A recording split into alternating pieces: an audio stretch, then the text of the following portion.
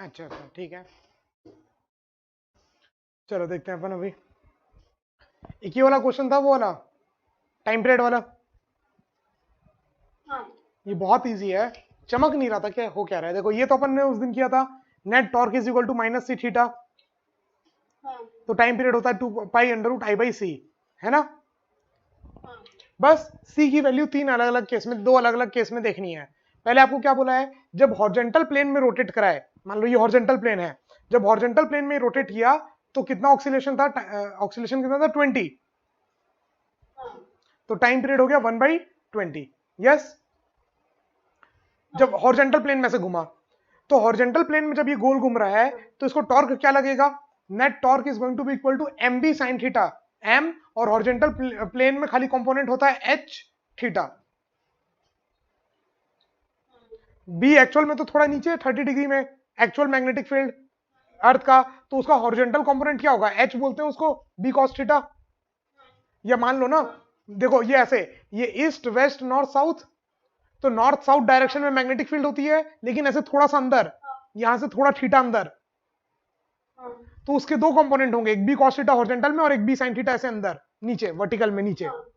ये समझ में आ रहा है कि ये प्लेन ऐसा ऐसा प्लेन है, तो हॉरिजॉन्टल से हल्का नीचे था मैग्नेटिक फील्ड थीटा एंगल पे, तो इसके दो कंपोनेंट हुए, बी कॉस थीटा इधर और बी साइन थीटा नीचे, ठीक है। तो अगर हॉरिजॉन्टल प्लेन में अगर अपन ने ऐसे प्लेन को रखा, एक को रखा कि ऐसे ऐसे हॉरिजॉन्टल प्लेन में घूम सकता है, तो सिर्फ बी कॉस थीटा के कारण घूम रहा होगा मैग्नेटिक फील्ड, तो मतलब अपना जो टाइम पीरियड आएगा, टाइम पीरियड आया 1/20, अपना टाइम पीरियड क्या आया 1/20, 1/20 is equal to 2 pi under root I by C is M B, M B cos theta, ठीक है,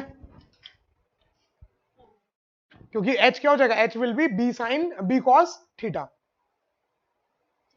डन। अब सेकेंड केस में क्या बोला है, ईस्ट वेस्ट डायरेक्शन में रोटेट किया वर्टिकल, अभी ऐसे हॉरिजॉन्टल था, अभी हॉरिजॉन्टल ऐसे गोल घूम रहा था, अब वर्टिकल घूम सकता है किसमें, ईस्ट वेस्ट डायरेक्शन में, तो मैग्नेटिक फील्ड का जो कंपोनेंट है वो तो हॉरिजॉन्टल में नॉर्थ साउथ डायरेक्शन में है, तो ईस्ट वेस्ट में तो जीरो हो गया, तो अगर ईस्ट वेस्ट डायरेक्शन में अगर वो गोल घूम रहा है तो वो सिर्फ नीचे के अबाउट गोल घूम पाएगा, क्योंकि एक नीचे कंपोनेंट है ना बी साइन थीटा, तो नीचे के अबाउट ऐसे ऐसे गोल घूम रहा होगा बी साइन थीटा, तो सिर्फ बी साइन थीटा के कारण घूम रहा है, तो 1 अपॉन टाइम पीरियड बताना है, सॉरी 1/f फ्रीक्वेंसी बतानी है, 2 pi under root I by M B sine theta, बस दोनों को डिवाइड कर दो, 2 पाई कट गया, आई कट गया, एम बी कट गया, ठीक है, तो 1/20 अपॉन 1/f, तो f/20 का whole square is going to be equal to sine by cos tan theta, tan theta कितना दिया होता 30 डिग्री, तो टेन 30 कितना होगा 1/√3, तो f/20 का f²/20² इज 1/√3, तो f is going to be equal to 20 × 20 × √3 का अंडर रूट, देखो कितना आ रहा है, 20 × √3 का रूट,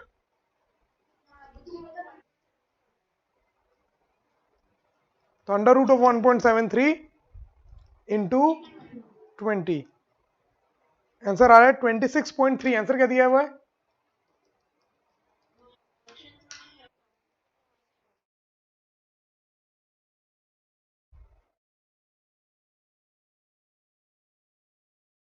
अच्छा 45 डिग्री दिया एंगल इन्होंने, हेलो, एंगल 45 है, एंगल 45 है, तो टेन थीटा कितना हो गया 1, टेन थीटा हो गया 1, तो एफ इज सिंपली 20, ना करने की जरूरत ही नहीं, ठीक है, 45 दिया, मैं 30 पढ़ लिया था, तो 20 ए करेक्ट आंसर आ रहा है, देखो ए मैच करो, यही होगा आंसर।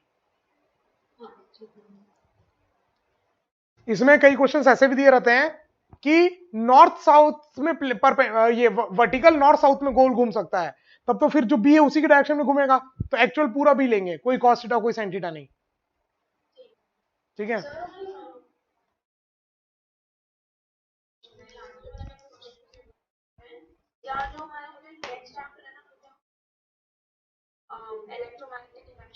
हाँ उसको कर सकते तो इलेक्ट्रोमैग्नेटिक इंडक्शन अपन कर लेंगे एक बार। इलेक्ट्रोमैग्नेटिक इंडक्शन में कहां तक हो गया स्कूल में? पूरा हो गया कंप्लीट कोचिंग में? हाँ, तो वहां तक में तो देखो जो जो था मैंने आपको सिंपल सिर्फ फॉर्मूला है, rate of change of flux D phi by D T is EMF.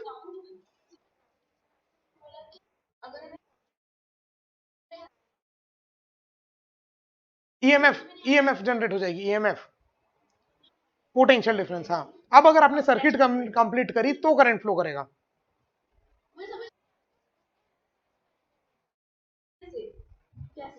कैसे? ये मालूम है कि अगर एक चार्ज मूव कर रहा है मैग्नेटिक फील्ड में तो उसको फोर्स लगता है। अब देखो, ये वायर है, ये वायर है मान लो, ठीक है? यहां पर पूरी मैग्नेटिक फील्ड ऐसे आपके तरफ आ रखी है, ठीक है? अब मैं इसको ऊपर लेके जा रहा हूं, मतलब कि इसमें हर जगह इलेक्ट्रॉन्स है, उन इलेक्ट्रॉन्स को मैं ऊपर लेके जा रहा हूं, ठीक है? वो इलेक्ट्रॉन को मैं ऊपर लेके जा रहा हूं तो वेलोसिटी ऊपर, और इलेक्ट्रॉन की वेलोसिटी ऊपर मतलब करंट की डायरेक्शन नीचे मानोगे, तो आई इधर और बी इधर, तो उनके ऊपर एक फोर्स लगेगा तो सारे के सारे इलेक्ट्रॉन इधर मूव करना चालू कर देंगे। नहीं, आई किधर है? आई नीचे हो गया, क्योंकि चार्ज ऊपर, नेगेटिव चार्ज ऊपर मूव कर रहे हैं, तो नेगेटिव चार्ज के मूवमेंट के अपोजिट डायरेक्शन को अपन करंट का डायरेक्शन बोलते हैं। तो आई एल क्रॉस बी, इधर फोर्स लगेगा, तो यहां पर जितने भी इलेक्ट्रॉन है उन सबको इधर फोर्स लगेगा, तो सारे के सारे इलेक्ट्रॉन यहां के इकट्ठा हो जाएंगे। तो यहां पर अपन क्या बोलेंगे? नेट नेट पॉजिटिव चार्ज इकट्ठा हो गया, नेट नेगेटिव इधर इकट्ठा, नेट पॉजिटिव इधर इकट्ठा, मतलब पोटेंशियल डिफरेंस क्रिएट हो गया। तो इसीलिए अपन जब भी किसी भी वायर को मूव करते हैं तो ईएमएफ जनरेट हो जाता है। मतलब जब अपन इसको ऊपर लेके, जा रहे हैं तब ये पॉजिटिव, ये नेगेटिव होगा, ये पॉजिटिव होगा। जब नीचे लेके जाएंगे तो फिर ये नेगेटिव हो जाएगा, ये पॉजिटिव हो जाएगा। हाँ सर, आपने एरिया मैग्नेटिक, हाँ, मुझे वो वापस समझाना। देखो क्या था, ये एक वायर था जिसको अपन v वेलोसिटी से लेके जा रहे थे और मैग्नेटिक फील्ड पूरा अंदर था b, मैग्नेटिक फील्ड पूरा अंदर था b। तो अब जब अपन इसको आगे लेके जा रहे हैं तो अपन ने यहां पर इमेजिनरी एक बॉक्स माना था। क्या माना था? इमेजिनरी बॉक्स, ठीक है? अब ये बाकी पूरा बॉक्स वहीं का वहां है, बस ये लाइन आगे जा रही है, ये वायर जो है, ये वाला वायर ये आगे जा रहा है। मेरा कर्सर आज दिख क्यों नहीं रहा है? रोज दिखता था ना।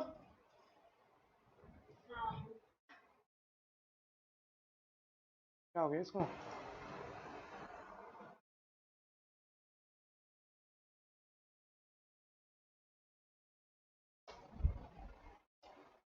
अब आ गया, ठीक है? हाँ, तो अब इसको अपन आगे लेके जा रहे हैं, तो नेट अभी कितना फ्लक्स था? मान लो ये पूरे लेंथ कितना x और ये पूरा लेंथ कितना l, तो अभी एरिया था l इंटू एक्स, ठीक है, इंटू b, ये पूरा फ्लक्स हो गया।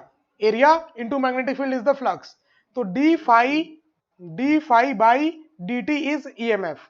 यस, अब l कांस्टेंट है, b कांस्टेंट है, बाहर आ गया, तो dx बाई dt मतलब ये x किस रेट से चेंज हो रहा है? जिस रेट से ये आगे जा रहा है v, तो उसको v लिख दिया, b l v, b v l, ये ईएमएफ जनरेट होता है, ठीक है? बस इतना ही है। मतलब ये पूरा आधा चैप्टर में ना कॉन्सेप्ट बस एक ही लाइन का कॉन्सेप्ट है कि D phi by D T minus D phi by D T is equal to EMF. अब वो अलग अलग तरीके से निकालना, रॉड को गोल घुमा रहे हैं तो इंटीग्रेट कर दिए थे एक्स डिस्टेंस दूर जाके डीएक्स, थिकनेस ऐसे गोल घूम रही थी v equal to omega R से, है ना? तो फिर उसमें छोटा सा ईएमएफ निकाले थे, सबको ऐड किए थे, तो टोटल रॉड में ईएमएफ जो कितना था, हाफ बी ओमेगा, क्या कोई फॉर्मूला आया था ना कल?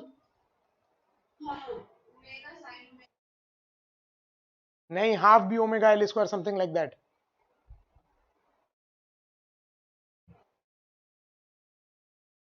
ऐसा कुछ फॉर्मूला आया था। यस, नहीं रिंग के लिए नहीं बोल रहा हूं, एक रॉड को ऐसे ओमेगा से घुमाए तो half B L omega L square ना, वही एल स्क्वायर। तो बस एक ही फॉर्मूला आया था, फिर एक रिंग को गोल घुमाए थे ओमेगा से, तो उसके लिए ईएमएफ जनरेटेड आया था। और NBA एक, हाँ बस बस ये 3-4 चीज आया था, इसी के ऊपर बहुत अलग अलग अलग अलग टाइप के क्वेश्चंस थे बहुत। ठीक है, चलो कौन से अलग अलग टाइप के क्वेश्चंस? ठीक है, मैं आपको मॉड्यूल से भेज दूंगा एक। चलो, एक ही वाला क्वेश्चन था आपका, ये तो बहुत इजी क्वेश्चन है।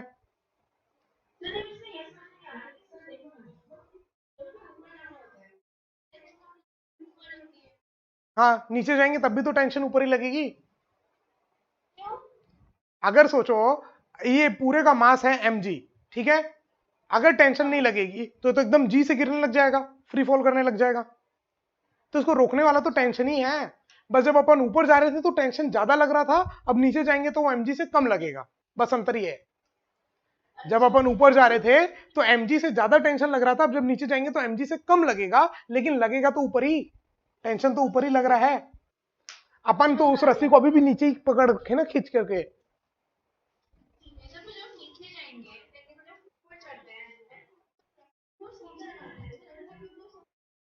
हाँ, और अपन जब नीचे जा रहे हैं तब भी अपन नेट नेट फोर्स रस्सी के ऊपर नीचे ही लगा रहे हैं, रस्सी को पकड़ के रखे हैं टाइट से। भले अपन ऐसे धीरे धीरे धीरे धीरे नीचे जा रहे हैं, लेकिन अपन नेट नेट रस्सी को नीचे ही खींच रखे हैं, रस्सी नेट नेट अपन को ऊपर ही खींच रखी है। क्योंकि अगर अपन को रस्सी नहीं खींचेगी तो अपन तो सीधे गिर जाएंगे जी की स्पीड से। तो अपन को रोक के कौन रखा है? रस्सी तो रोकी है।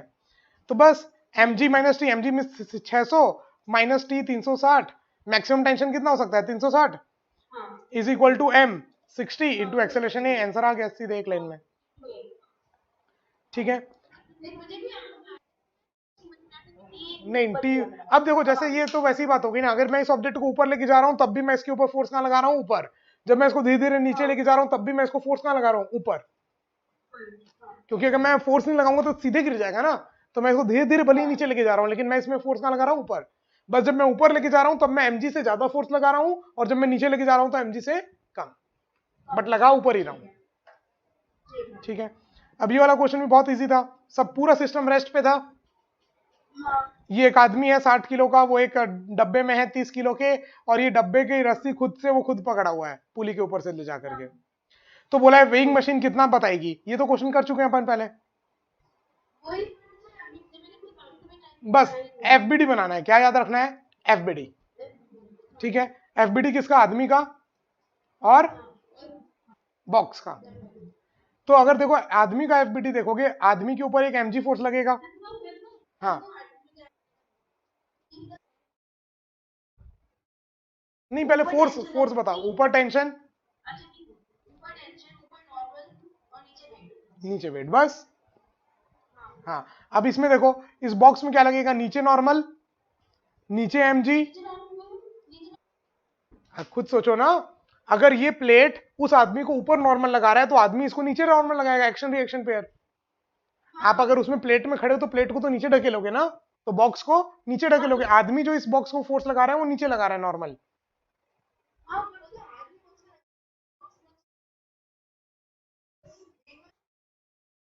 हाँ, एक ही बात तो है ना, ये पूरा वेइंग मशीन ऐसे रखा हुआ है, पूरा बॉक्स में रखा हुआ है, वेइंग मशीन और ये तो आपस में रेस्ट पे है।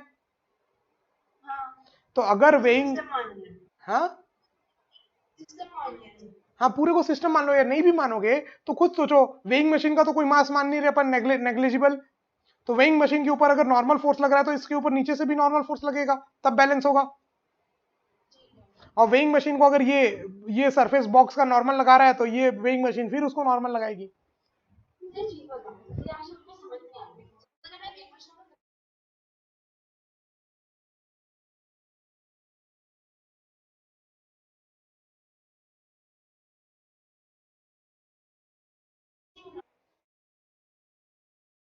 हाँ, क्यों नहीं होगा? क्योंकि मास नहीं है ना, इस वेइंग मशीन का कोई मास नहीं है ना। इस वेइंग मशीन का थोड़ा मास होता तो ग्राउंड जो लगाती है वो ज्यादा लगाती। मान लो ये वेइंग मशीन का खुद का 1 kg मास होता, ठीक है, तो आपने मान लो ऊपर से नॉर्मल फोर्स लगाया 600 न्यूटन, डन। अब धरती माता इसके ऊपर और कितना फोर्स लगाएगी? 10 न्यूटन। अब जो नीचे से फोर्स लगेगा वो लगेगा 70 न्यूटन, तब ये अलग होता, सॉरी 610 न्यूटन, है ना। बट अभी क्या है, इस वेइंग मशीन का कोई मास ही नहीं है, जीरो मास, कोई मास नहीं है। ठीक है। तो इसीलिए आप जो ऊपर से फोर्स लग रहा है और जो नीचे से फोर्स लग रहा है वो दोनों बराबर है, 600 न्यूटन 600 न्यूटन, क्योंकि वेइंग मशीन का कोई मास नहीं है। अगर वेइंग मशीन का मास होता तो थोड़ा फोर्स में अंतर आता। ठीक है, हाँ। तो बस, तो नॉर्मल इसमें वेइंग मशीन में ये पूरे बॉक्स में नीचे लगा नॉर्मल, mg लगा नीचे नॉर्मल, नीचे लगा 300 mg, और ऊपर लगा टेंशन T। 600 न्यूटन नीचे। क्योंकि अपन आदमी का तो एफबीडी बना ही नहीं ना, आदमी जो नॉर्मल फोर्स लगा रहा है वो कंसिडर कर तो लिए। अब आदमी अपना, अपन तो किसका एफबीडी बना रहे हैं, सिर्फ बॉक्स का। सिर्फ बॉक्स में का मास कितना है 30, तो एमजी खाली 300 लेंगे, आदमी का क्यों लेंगे? आदमी, आदमी भी तो बॉक्स के अंदर बना। आदमी बॉक्स के अंदर है, लेकिन अपन एफबीडी किसका बना रहे हैं? फ्री बॉडी डायग्राम का मतलब क्या है? फ्री कर दो, जिस बॉडी का डायग्राम बना रहे हैं।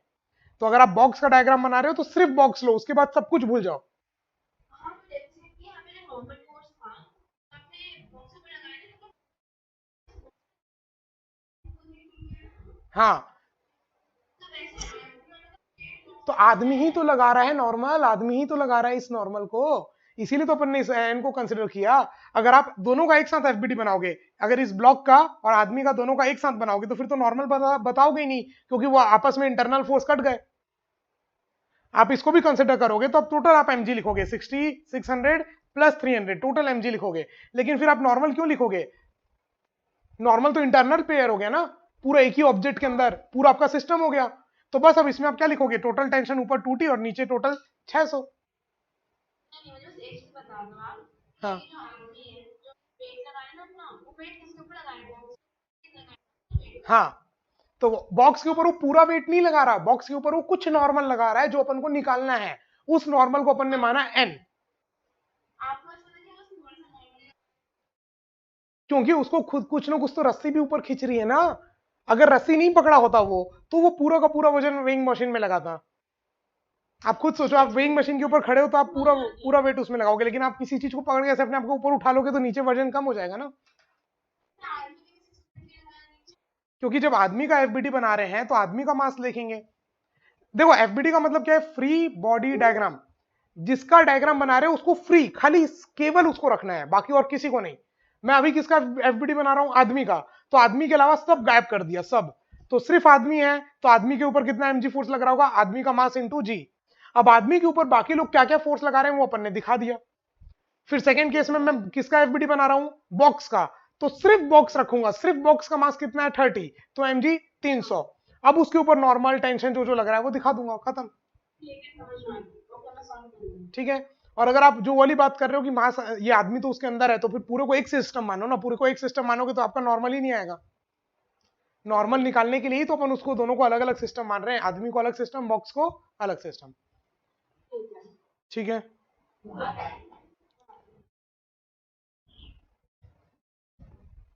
एक और क्वेश्चन भेजना आपने।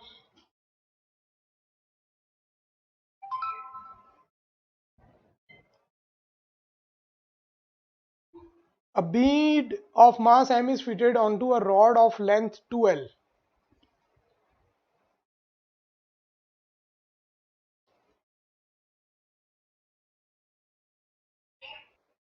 Rod with a length of 2L. At the initial moment it was at the middle of the rod, as shown the rod moves gravitationally in a gravitational free space. अच्छा, gravitational free space है with an acceleration a. ये पूरी की पूरी rod आगे जा रही है with an acceleration a. ठीक है। In the direction as shown, find the time when the bead leaves the rod. तो coefficient of friction between the bead and the rod is k. coefficient of friction mu की value है k. ये इसको जब move कर देगी यहां से यहां तक l लेंथ में इधर आ जाएगी। हाँ बोलो, क्या प्रॉब्लम हुई? ग्रेविटी नहीं है, कहीं पर भी ग्रेविटी नहीं है, पूरी ग्रेविटेशनल फ्री स्पेस है। हाँ बोलो। सूडो फोर्स नामक चीज सुने हो? हाँ। सूडो फोर्स लगा दो। ओके। सूडो, मुझे एक चीज बताओ, मैंने जब मैं क्वेश्चन को देखती हूँ ना, तो मुझे लगा था बेसिक में कर रही हूँ, तो मैंने कहा कि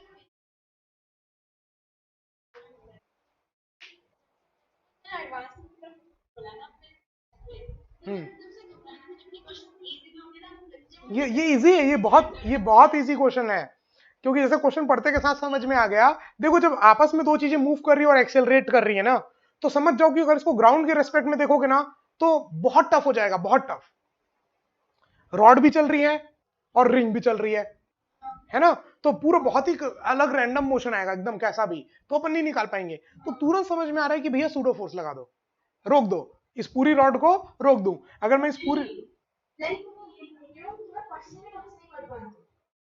हाँ तो वो तो डर हटाना पड़ेगा, और वो डर धीरे धीरे धीरे धीरे प्रैक्टिस से हटेगा। ऐसे बोलो ऑल इज वेल, ठीक है, डर लगता है तो फिर उसके बाद उस क्वेश्चन को सॉल्व करो ऑल इज वेल बोल के, धीरे धीरे डर हटेगा। वो एक दिन का प्रोसेस नहीं है डर हटना, डर धीरे धीरे हटता है, ठीक है। अब देखो, या किसी दिन बैठ के एडवांस लेवल के 10 15 20 25 प्रॉब्लम कर दो, हर एक चैप्टर के करते जाओ तो हट जाएगा। अब देखो, अब इस पूरी रॉड को अगर मैं रोक दूं तो एक्सेलरेशन के अपोजिट सूडो फोर्स लगता है, तो एम ए सूडो फोर्स इसमें लग जाएगा रिंग में, ठीक है। एंगल दिया था क्या कुछ? अल्फा, अल्फा दिया हुआ है, अल्फा दिया हुआ है, ये एंगल अल्फा, ये एंगल अल्फा, ठीक है, ये एंगल अल्फा दिया हुआ है। तो इस एम ए के दो कंपोनेंट होंगे, दोनों कंपोनेंट में कर देता हूं साफ साफ। एम ए कॉस अल्फा इधर होगा और एम ए साइन अल्फा इधर होगा, डन। अब फ्रिक्शन भी है, कोएफिशिएंट ऑफ फ्रिक्शन दिया हुआ है के, मतलब फ्रिक्शन भी है, तो आसान तो नहीं उतना, लेकिन ठीक है, एक बार चमक गया तो फिर तो सब चीज आसान। अब फ्रिक्शन कितना लगता है, अब देखो नॉर्मल कितना लगेगा, नॉर्मल इसके बराबर होगा, एम ए साइन थीटा के बराबर नॉर्मल लगेगा यहां पर, तो फ्रिक्शनल फोर्स लगेगा नॉर्मल इंटू के, तो एम ए साइन अल्फा इंटू के, यहां पर जो लगेगा के एम ए साइन अल्फा, ठीक है।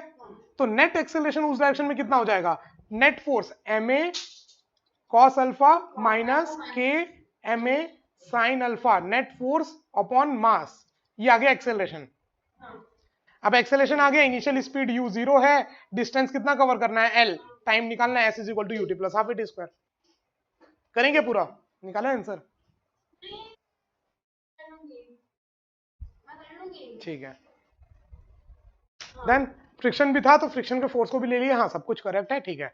तो s is equal to ut तो 0 है, हाफ ए टी स्क्वायर आ जाएगा। अच्छा नहीं l है ना, t क्या,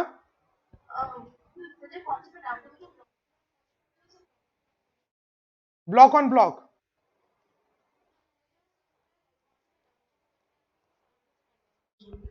देखो इस क्वेश्चन को कैसे सॉल्व करना है मैं बताता हूं, इसमें कंफ्यूजन रहता है लोगों को, मैक्सिमम लोगों को कंफ्यूजन रहता है, ठीक है। मान लो ऊपर वाले में कोई क्वेश्चन है आपके पास कि मैं अपने मन से क्वेश्चन बना के बता दूं, ठीक है। मान लो ये दो ब्लॉक हैं, ठीक है, इनका मासेस ले लेते हैं, मान लो 10 किलो 5 किलो, हो सकता है कैलकुलेटर की जरूरत पड़े क्योंकि मैं अपने मन से डाटा दे रहा हूं। यहां पर म्यू मान लो 0.2, यहां पर का म्यू मान लो कुछ नहीं, 0, नीचे वाले का म्यू 0, ठीक है। और मान लो मैं इस ऑब्जेक्ट पे फोर्स लगा रहा हूं F, डन। अब मान लो मैं फोर्स लगा रहा हूं, इसमें दो तीन अलग अलग टाइप के क्वेश्चंस बनते हैं। एक टाइप का क्वेश्चन, जब मैं ये फोर्स बता दूं आपको कि मान लो 100 न्यूटन है, तो बोलेगा find the acceleration of both the blocks, ठीक है। तो इसमें सबसे पहले क्या करना है, मानना है कि दोनों एक साथ चल रहे हैं, मानना है कि दोनों एक साथ चल रहे हैं। अगर दोनों एक साथ चल रहे हैं तो फ्रिक्शन यहां तो नीचे कुछ भी नहीं है, यहां म्यू 0, तो पूरा एक सिस्टम हो गया 15 kg का। तो what will be the acceleration, acceleration will B force by mass, ठीक है। अब देखना है, अब नीचे वाला का तो पक्का है कि उसको तो एक्सेलरेशन मिल ही जाएगा क्योंकि उसी पे फोर्स लग रहा है, उसका तो कितना भी एक्सेलरेशन हो सकता है। लेकिन लिमिटिंग किसके पास फोर्स है, 5 वाले को, 5 वाले को कौन चला रहा है, फ्रिक्शन। अब ये देखना पड़ेगा क्या 5 की इतनी एक्सेलरेशन हो सकती है, अगर हो सकती है तो दोनों साथ चल रहे हैं इतने से, अगर नहीं हो सकती तो फिर अपन मानेंगे दोनों अलग अलग चल रही है, फिर दोबारा से सॉल्व करेंगे क्वेश्चन को। बात समझ में आया? तो अभी अपन ने माना कि दोनों एक साथ चल रहा है तो एक्सेलरेशन आया ये। अब देखते हैं इतने एक्सेलरेशन के लिए क्या यहां पर पॉसिबल है फ्रिक्शन। दो चीज कर सकते हो, या तो इसका मैक्सिमम एक्सेलरेशन निकाल सकते हो कितना हो सकता है, या इतने एक्सेलरेशन के लिए यहां फ्रिक्शन कितना जरूरत होगा ये निकाल लेते हैं। चलो यहां पर नॉर्मल कितना है 50, तो 50 इंटू 0.2 कितना हो जाएगा 10। तो मैक्सिमम फ्रिक्शन 5 केजी और 10 केजी के बीच में मैक्सिमम फ्रिक्शन कितना हो सकता है 10। तो 5 केजी का मैक्सिमम एक्सेलरेशन कितना हो सकता है जब मैक्सिमम फोर्स लग जाए 10/5, 2 मीटर पर सेकेंड स्क्वायर से ज्यादा एक्सेलरेशन नहीं हो सकता। 5 केजी वाले का 2 मीटर पर सेकेंड स्क्वायर से ज्यादा एक्सेलरेशन नहीं हो सकता। और ये कितना, ये तो 2 से ज्यादा ही है, ये तो 2 से ज्यादा ही है ना। इसका मतलब दोनों अलग अलग चल रहे हैं, इसका मतलब दोनों अलग अलग चल रहे हैं। जैसे ही पता चल गया कि दोनों अलग अलग चल रहे हैं, बस अब अलग अलग एफबीडी बनाएंगे। अभी एक ही एफबीडी बनाए थे, यहाँ पे दो है, सौ में बनता है। ये बहुत ही अगर थोड़ा सा भी ये एक्सेलरेशन कम हो गया, मतलब उससे इसका मैक्सिमम एक्सेलरेशन कितना हो सकता है, दो से ज्यादा हो ही नहीं सकता। और ये तो भैया कितना ज्यादा से ले जाने की बात हो रही है, तो चलेगा ही नहीं ये तो उतने एक्सेलरेशन से। तो अब ये तो फिक्स्ड हो गया कि 2 वाले का एक्सेलरेशन कितना होगा, 5 वाले का एक्सेलरेशन कितना होगा, 2 मीटर पर सेकेंड स्क्वायर। अब 10 वाले का निकालना है। अब 10 वाले का एफबीडी बनाओ। 10 वाले पे आगे फोर्स कितना लग रहा है 100, और पीछे फोर्स कितना लगेगा 10। अब net force 90 is equal to mass into acceleration, तो एक्सेलरेशन विल बी 9। तो अब ये चलेगा 9 से और वो चलेगा 2 से अलग अलग। तो पहले हमेशा ऐसे ही करो, मान लो कि एक साथ चल रहा है, एक्सेलरेशन निकालो, फिर देखो कौन सा लिमिटिंग है, किसका एक्सेलरेशन लिमिटिंग है, वो देखो। पॉसिबल है तो दोनों साथ चलेंगे, पॉसिबल नहीं है तो दोनों अलग अलग चलेंगे। फिर अलग अलग एफबीडी बनाओ और सॉल्व करो। ठीक है। बात नहीं, मैं बस एक बार बता रही हूँ, लेना उन दोनों का, और फिर अपना एक्सेलरेशन आएगा तो मैं ऊपर वाले का मैं जरूरी नहीं ऊपर वाले का, अगर मैं ये फोर्स, सुनो सुनो सुनो, जरूरी नहीं है ऊपर वाले का। मान लो अगर ये 100 ऊपर लग रहा होता तो फिर लिमिटिंग कौन सा होता, नीचे वाला। जिसपे आप फोर्स लगा रहे हो उसका तो कितना भी एक्सेलरेशन हो सकता है ना, इनफाइनाइट एक्सेलरेशन भी हो सकता है। जिसपे आप फोर्स नहीं लगा रहे हो उसका चेक करो कि क्या उसकी इतनी एक्सेलरेशन हो सकती है क्या। हाँ, मान लो ये लगना उसको चेक करना है। मान लो ये 3 ऑब्जेक्ट्स हैं, ठीक है। सर एक बार वापस ना इनके दोनों की फ्रिक्शन मारना पड़ेगा। हाँ, अब इसमें दो कंपोनेंट्स हैं, नीचे फ्रिक्शन लगेगा। अगर नीचे भी फ्रिक्शन लग रहा हो तो मान लो नीचे होता 0.1, ठीक है। तो अब देखो,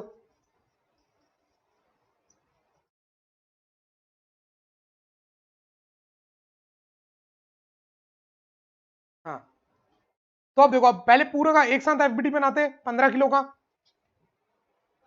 तो आगे फोर्स कितना 100 और पीछे फोर्स कितना लग जाता 150 इंटू 0.1, 150 इंटू 0.1 15 न्यूटन। 0.2 ही कर देते हैं, 30 हो जाएगा, थोड़ा ठीक दिखेगा, ठीक है, 30 न्यूटन। तो नेट फोर्स कितना हो जाता 70/15 इज द एक्सेलरेशन। अगर एक साथ चलते तो एक्सेलरेशन आता 70/15, ठीक है। 100 माइनस 30 70, 70 बाई मास इज 15। अब देखना है कि क्या इतना एक्सेलरेशन इसका पॉसिबल है। इसका कितना एक्सेलरेशन पॉसिबल था 2 मीटर पर सेकेंड स्क्वायर, उससे ज्यादा हो नहीं सकता। और ये कितना आ रहा है 70/15, 2 से तो ज्यादा ही है।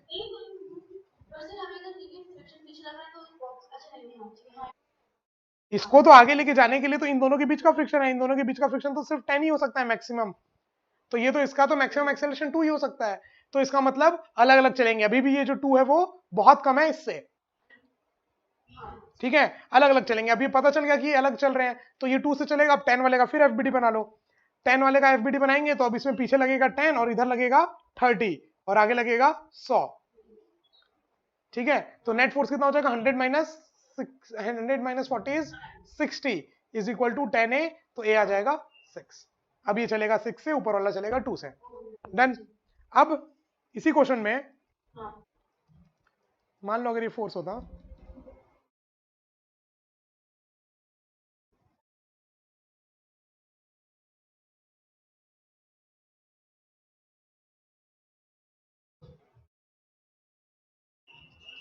फिफ्टी न्यूटन, कितना फोर्स होता 50 न्यूटन। तो अब करके देखते हैं। अब पहले दोनों को एक साथ माना अपन ने 15 केजी, तो आगे फोर्स लगा 50 और पीछे फोर्स लगा 30। तो net force 20/15 is equal to a, ठीक है। अब ये देखो, और अब 5 वाले को देखा, मैक्सिमम फ्रिक्शन कितना लग सकता है 10। तो इसका मैक्सिमम एक्सेलरेशन क्या हो सकता है 2 मीटर पर सेकेंड स्क्वायर। इसका मैक्सिमम हो सकता है 2, और जब साथ में लेके जा रहे हैं तो कितने से लेके जा रहे हैं 2 से कम। इसका मतलब ये दोनों साथ में चलेंगे, इतने ही एक्सेलरेशन से चलेंगे। This is the answer. दोनों का कॉमन एक्सेलरेशन कितना हो गया 20/15 मीटर पर सेकेंड स्क्वायर। अगर एक साथ चल रहे हैं तो जो आपने पहले आंसर निकाला वही आंसर है। अगर एक साथ नहीं चल रहे तो फिर दोबारा करना पड़ेगा क्वेश्चन को, और इसका कोई इलाज नहीं है, करना ही पड़ेगा। अगर आपको पता है, कई बार ऐसा है कि फील आ जाती है कि यार अलग अलग हो सकता है कि अलग अलग निकाल लिए डायरेक्टली, पहला स्टेप छोड़ करके। ठीक है, और बताओ।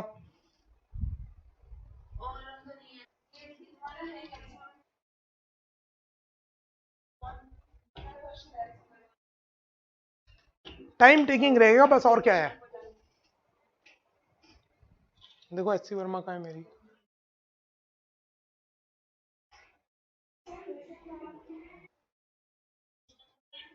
फ्रिक्शन चैप्टर के ऊपर तो मैंने पूरा एक वन शॉट वीडियो बना रखा है, जिसमें मैंने मैक्सिमम टफ टफ क्वेश्चन सारे उसमें डाल रखे हैं। मतलब इजी से लेके टफ तक 22 क्वेश्चंस डाल रखे हैं मैंने उसमें फ्रिक्शन में पूरा।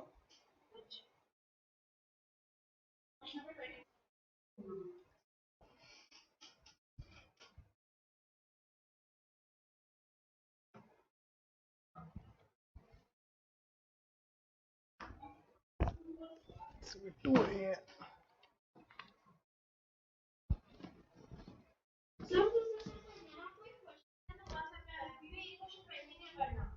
एक क्वेश्चन पेंडिंग है, कौन सा?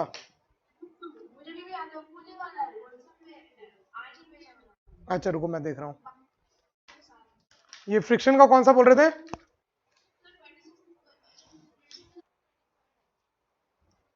Eighty 85 page number.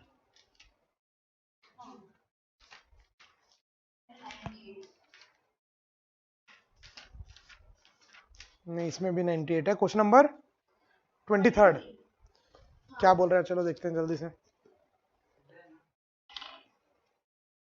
मतलब नॉर्मल है। 732 0.2 0.3 0 find the acceleration energy of the three blocks on in the figure if the horizontal force of 10 Newton is applied on। एक ए वाला कोई सा सॉल्व कर देते हैं जब 10 न्यूटन यहां पर अप्लाई किया गया तब। ठीक है, देखा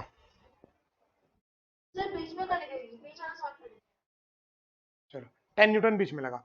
ठीक है, मानते हैं सबसे पहले कि तीनों एक साथ चल रहे हैं, तो टोटल मास कितना 12 केजी। 12 केजी में 10 न्यूटन फोर्स आगे लग रहा है, नीचे से फ्रिक्शन कुछ नहीं लग रहा है, तो एक्सेलरेशन विल बी 10/12।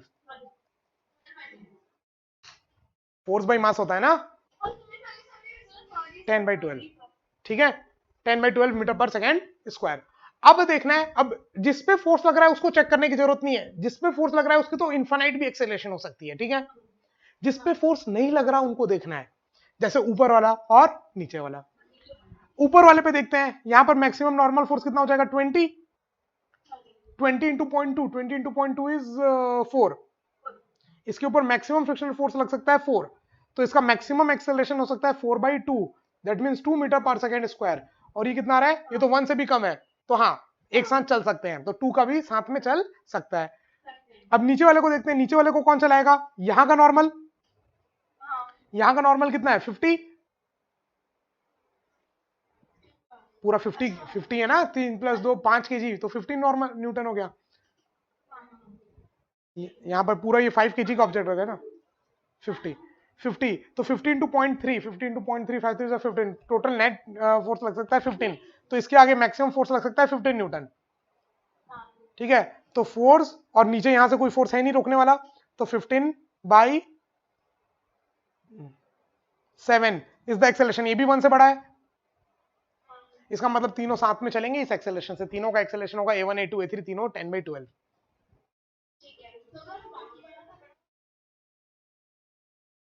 हाँ, तो फिर वो अपने कम वाले से चलेंगे, इतना तेजी से क्यों चलेंगे, मैक्सिमम अगर वो कम ही, अगर मान लो ये आ जाता हाफ, ठीक है, मान लो वो 0.2 की जगह 0.05 दिया होता, तो एकदम कम हो जाता ये, तब फिर ये अलग चलता वो अलग चलता, फिर अलग अलग करना पड़ता तीनों को। ठीक है, वो और देख लेते हैं जल्दी से। एक दो, अच्छा 4 क्वेश्चन भेजा था ना। ये क्या बोल रहा है, in the arrangement shown in the pulley and the strings are idle. ठीक है, यहां से कैसे जाके ऐसे जाके से the respective acceleration of the block A and B are. कुछ दिए ही नहीं, मास m1 m2 कुछ।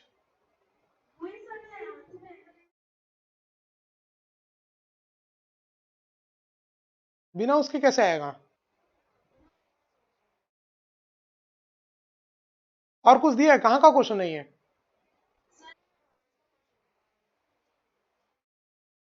अच्छा, क्वेश्चन पेपर का है।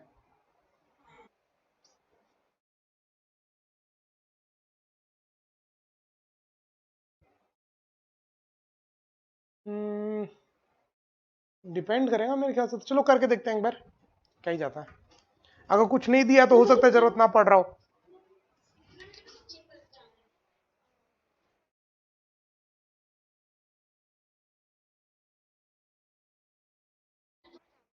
हाँ, मान लो अगर ये एक्सेलेरेशन का, पुली का एक्सेलेरेशन है एपी, और इस ब्लॉक का एक्सेलेरेशन है ए, और इस ब्लॉक का एक्सेलेरेशन है ए बी, तो इसका एक रिलेशन है a plus a b by two equal to AP.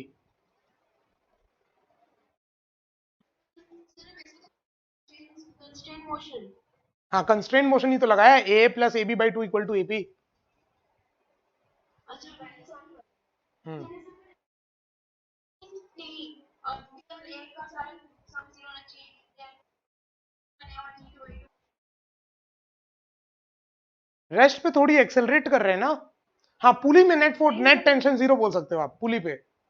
अगर आप ये बोल सकते हो कि अगर मान लो यहाँ टेंशन टी है, यहाँ टेंशन टी है, तो यहाँ टेंशन टू टी होगा, यहाँ टी है तो यहाँ पर भी टी होगा, यहाँ पर भी टी होगा, हर जगह टी होगा। वहां पे टूटी होगा।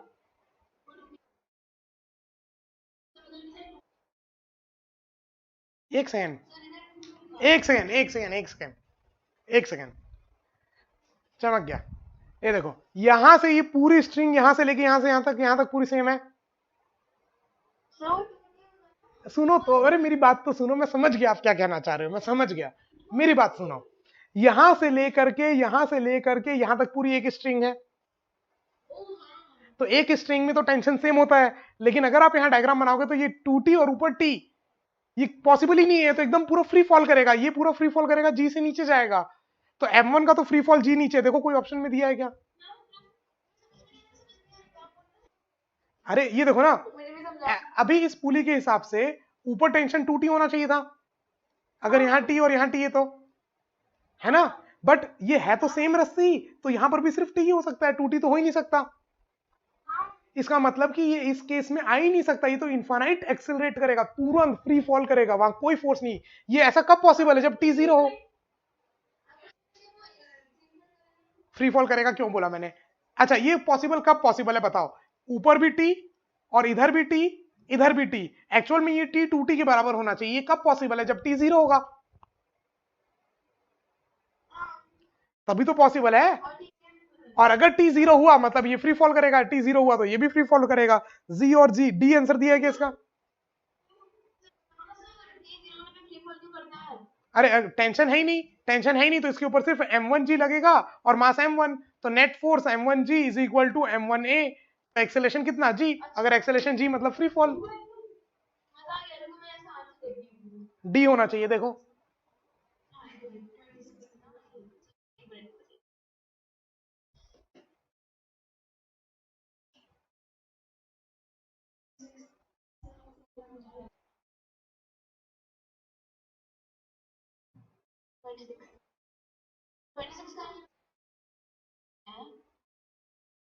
क्या दिया हुआ है?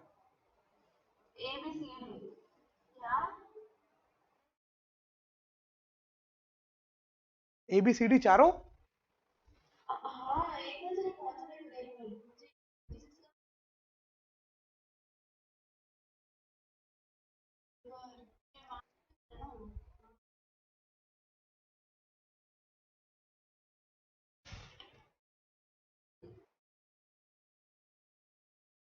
अच्छा सवाल था ये, बट इसका आंसर डी होना चाहिए, एक बार देख के बताओ एक बार।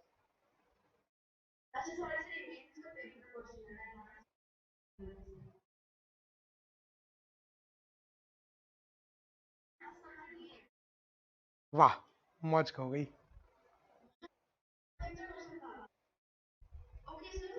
ये मेरे ख्याल से मैंने ऐसा क्वेश्चन एक बार किया है आज से 4 साल पहले। ठीक है, उस समय ये सिंगेज में दिया हुआ था, किसी ने मेरे को दिया था ये क्वेश्चन, सिंगेज का था शायद।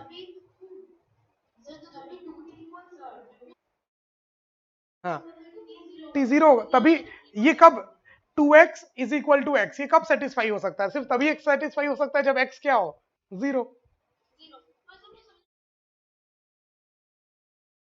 अगर टेंशन 0 मतलब रस्सी इसके ऊपर कोई फोर्स लगा ही नहीं रही, मान लो कोई ऑब्जेक्ट ऐसे नीचे गिर रहा है, अगर ऊपर रस्सी बंधी हुई है और रस्सी उसको ऊपर खींच रही है, तब वो फ्री फॉल नहीं करेगा, मतलब g से कम एक्सेलरेट करेगा। बट अगर उसके ऊपर कोई फोर्स ही नहीं है, कोई पकड़ने वाला नहीं, उसको सिर्फ धरती माता खींच रही है, आजा आजा, तो फिर नीचे गिरेगा जी से। ठीक है, तो ये अच्छा क्वेश्चन